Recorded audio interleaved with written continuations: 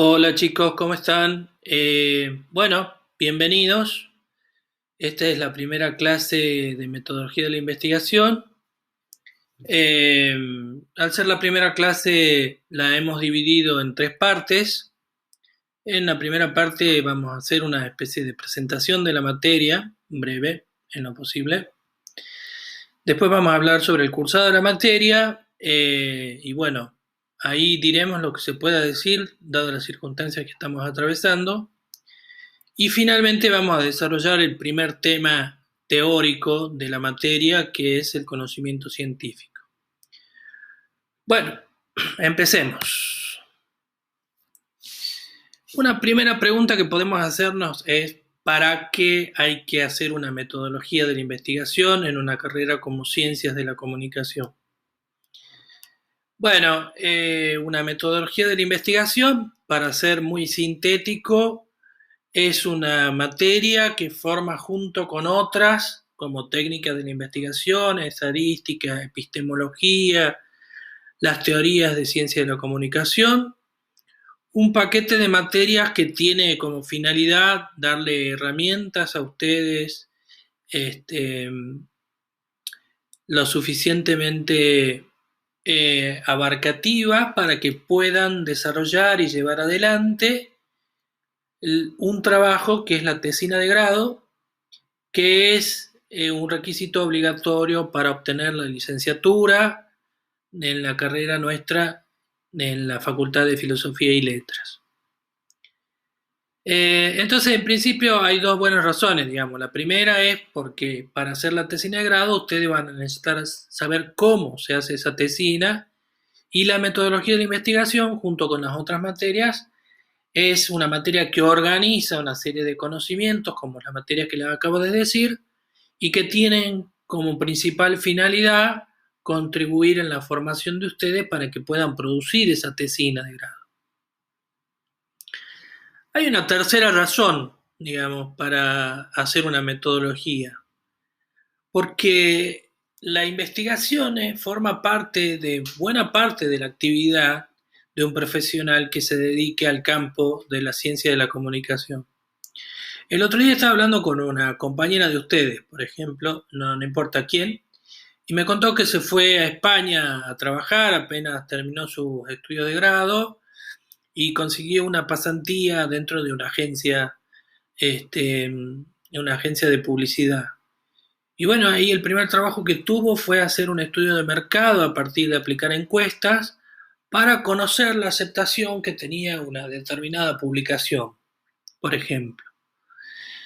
Entonces, la investigación científica, o la investigación orientada al campo de la ciencia de la comunicación, están muy estrechamente vinculadas y seguramente van a ser parte del campo de la formación y el campo donde ustedes pueden desarrollar sus actividades profesionales. Bueno, ahora me gustaría hablar sobre este tema, que en realidad no puedo decir mucho. Le puedo decir cómo era la materia antes de la pandemia, y las preguntas que tengo yo seguramente las tienen ustedes. La materia originalmente está pensada para tener un cursado dentro del régimen que se llama promocional. Eso quiere decir que ustedes, si llevan bien la materia, si cumplen con las asistencias a trabajos prácticos, si rinden, van a tener que rendir, digamos, así era originalmente, digamos, 3 exámenes parciales, 2 en un sentido tradicional y uno con la forma de un trabajo final, los 3 de carácter evaluativo y que se promedian. Y si en cada uno de esos trabajos ustedes tienen una nota de 6 o más, ustedes adquieren la promoción, que eso significa que aprueban la materia sin la necesidad de pasar por una mesa de examen. La otra posibilidad es que ustedes queden regulares a partir de haber obtenido en cada uno de los exámenes por lo menos una nota entre 4 y 5, y haber obtenido también el 75% de clases de asistencia. Y finalmente, la última de ellas es la de aprobar la materia a partir de rendir un examen libre. Bueno, eso era antes de la pandemia. nosotros tenemos muchas dudas que no hemos resuelto todavía, tengo que serles sincero. Por ejemplo, ¿por qué depende de cuándo finalmente las clases vuelvan a ser presenciales? Eh, está, eh, está, está pensándose, pero no quiere decir que se tenga ninguna certeza de que esto recién ocurriría dentro del mes de agosto. Eh, lo cual quiere decir que nos vemos obligados por un lado, a avanzar en la materia de manera virtual y por otro lado, a diseñar mecanismos de evaluación diferentes, digamos, de los que teníamos pensado, pero que la verdad es que todavía no lo hemos resuelto. Todavía seguimos pensando alternativas, por lo cual no puedo adelantarles mucho. Sí quiero decirles que la materia este año tenía pensado cambiar bastante, digamos, y de hecho vamos a tratar de que sigamos en esa línea. Por ejemplo, los exámenes parciales, que normalmente eran 4 preguntas que ustedes tenían que responder, ese tipo de parciales nosotros tenemos pensado que ya no va a ser de esa manera, sino van a ser parciales de elaboración. Eh, por ejemplo, en el parcial se le va a dar un texto, un artículo, y se le va a pedir que identifiquen partes. Por ejemplo, dónde está desarrollado el tema, dónde está desarrollado el problema de investigación, algunas preguntas sobre cómo está planteado el problema, en fin. Nuestra idea de la materia para este año era que sea mucho más práctica. Si ustedes ven el dossier que hemos subido para la unidad número 1, van a ver que hemos sacado una gran cantidad de textos y nos hemos quedado con muy pocos. Y eso tiene que ver con esto mismo. Estamos tratando de que este año y en lo sucesivo la materia no tenga tanta carga teórica y que se oriente mucho más a lo práctico, ¿sí? Por eso el trabajo final, digamos, nosotros le vamos a dar mucha importancia, y también la manera de evaluar va a tener que ver más que con la exhibición de conocimientos teóricos, es decir, en el sentido del dossier, por ejemplo, de que usted le hagamos preguntas sobre el dossier, a la capacidad que puedan desarrollar para reconocer cosas dentro de un trabajo de investigación, por ejemplo.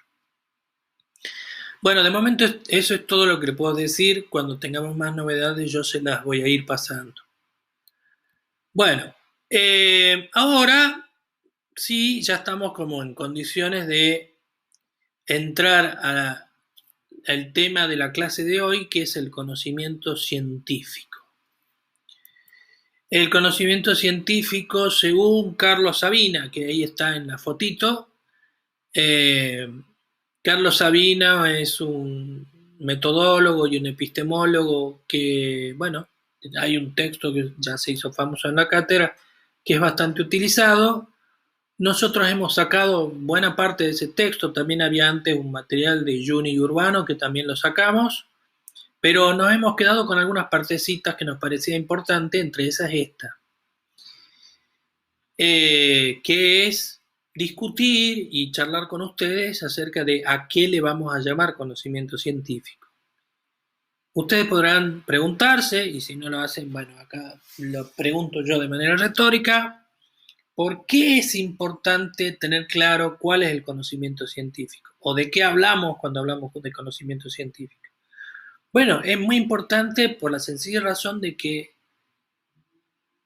una tesis, por ejemplo, una tesis de grado, de posgrado, en fin, lo que sea, en realidad lo que es la producción de un conocimiento científico nuevo, o en alguna parte nuevo, o en algún sentido, o en alguna dimensión nuevo.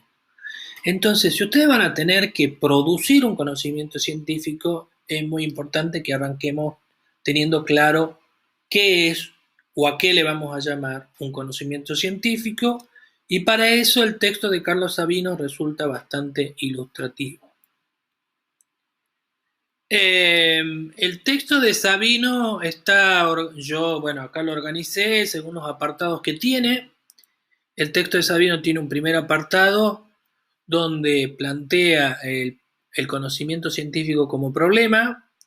Después tiene otro apartado que dice habla del conocimiento como proceso, habla de los diferentes tipos de conocimiento en una tercera parte, plantea, digamos, el conocimiento científico y sus características en una cuarta parte, y cierra el capítulo con una clasificación de las ciencias. Bueno, vayamos viendo esta organización del texto de Sabino por partes. El conocimiento científico como problema. Bueno, la estrategia de Sabino para exponer el texto, digamos, es la de llevarnos a pensar que nosotros en nuestra vida cotidiana todo el tiempo estamos utilizando una gran cantidad de conocimientos. Conocimientos de todo tipo, conocimientos que son muy heterogéneos, ¿sí? Pero la vida social, la vida del trabajo, en fin, cualquier esfera de nuestra vida cotidiana y con el exterior y con la sociedad y con el mundo, requiere, digamos, de la utilización de una inmensa cantidad de conocimientos de distinto tipo. Ejemplos. Por ejemplo, vean, para que veamos de qué tan variados son esos conocimientos, por ejemplo, sabemos cuál es de este manojo de llaves que tenemos acá, cuál sería la llave que abre la puerta de nuestra casa, distinta de la que abre la puerta de la oficina, en fin. Fíjense que es un tipo de conocimiento bastante simple. Sabemos la fecha, en teoría, de la fundación de nuestra ciudad, aprendemos que la Tierra gira alrededor del Sol, y acá tenemos una fotito que ilustra, dice Sabino, conocemos las reacciones de las personas queridas. Fíjense que la ilustración esta lo que muestra es un tipo de conocimiento bastante particular, que es reconocer esa capacidad que tiene el ser humano de reconocer en el rostro expresiones de alegría, de tristeza, y como muestra esta parejita que está acá, de enamoramiento. También dice Sabino que las fuentes de esos conocimientos son muy heterogéneas. Dirían los sociólogos que nosotros tenemos una primera socialización, que es la que se lleva dentro de la casa cuando somos niños. En el entorno familiar es donde aprendemos las primeras cosas sobre la vida, aprendemos las rutinas de la vida, que hay que levantarse, que hay que desayunar, en fin, la relación con nuestros padres. Y hay una segunda socialización, que los sociólogos le llaman la socialización secundaria, que está representada, digamos, por esta clase que está ahí, de gente muy atenta a una clase, que no es el caso de las clases de metodología, pero que tienen que ver con lo que ocurre con los seres humanos una vez que salimos del entorno inmediato del hogar. Esa socialización por la cual interactuamos con otras personas que están más allá de nuestra esfera familiar inmediata. Y ahí, en esa circunstancia, la escuela o el sistema escolar, para hablar en términos generales, juega un papel fundamental. Y a eso Pierre Bourdieu, bueno, en general los sociólogos le llaman socialización secundaria.